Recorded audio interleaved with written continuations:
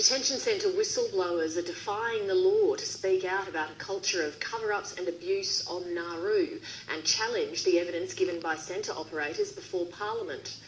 A Senate inquiry into the island is due to report within days. Tonight, 7:30 can reveal the likely findings of the committee, including a demand for children to be removed from detention. As Transfield and Wilson Security seek to renew their lucrative contract to run the detention centres, the conduct of their staff is now under more scrutiny, not least over a covert operation to spy on an Australian senator and Wilson's attempt to play it down. This report from Hayden Cooper.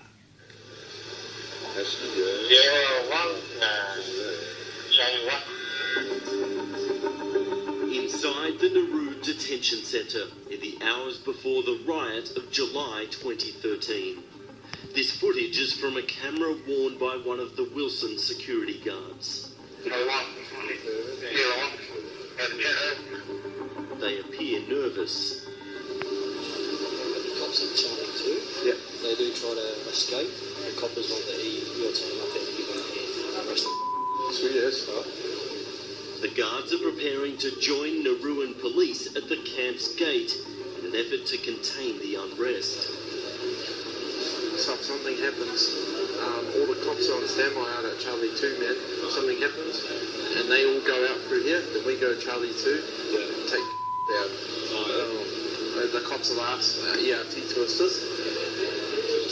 We assist the cops in any way, in as much capacity as, because you become an authorised officer. Yeah. As soon as the cop tells you what to do, you can do it. Yeah. No, I don't understand the rules. Honestly, they told me to do everything. I'm pretty sure it's a shit. I'm fairly confident that. This video has come to light because of more and more Australians who are prepared to defy the new Border Force Act and risk 2 years jail by revealing what they experienced on Nauru. Guards, social workers, doctors.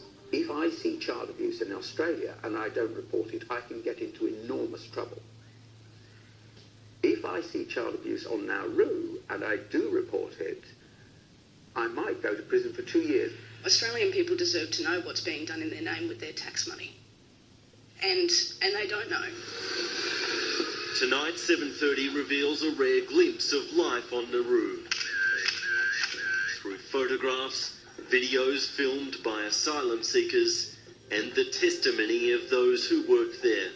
A former Wilson security guard who feels compelled to speak out. Is this sort of abuse still going on, do you think?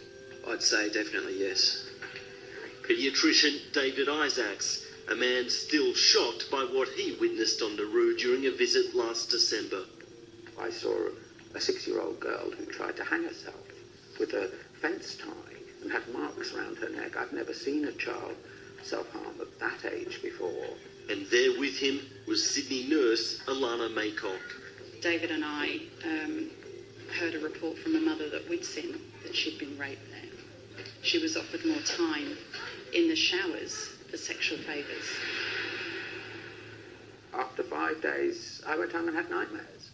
I didn't expect that. I didn't expect to be so traumatised by these people's trauma. These are people, ordinary people, and we're treating them with, we're treating them with incredible cruelty. Are you contracted to provide any security? These serious allegations of rape, self-harm and abuse have dominated the Senate inquiry, and since some have been referred to Nauruan police. But the responses of centre operators Transfield and Wilson Security are now being called into question. Both claim staff are trained to report abuse, including through a special hotline. We have had this whistleblower hotline in place for a long time. It is actually on the backdrop of every person's screen at work. This former guard says otherwise. I'd never heard of it. During my induction course when I first started work, they never mentioned it, and the whole time I worked there, I never heard of it. No one ever said there's a hotline you can call if you want to report abuse or anything like that? Never. You never saw the whistleblower hotline advertised? Never. Alcohol and drug use among guards and other staff on Nauru is a problem. This record of a Wilson Security Management meeting obtained by 7:30 confirms the incidence of alcohol abuse. Transfield told the inquiry that staff on Nauru are subject to random alcohol testing. Is it every day? My understanding is every day testing would occur.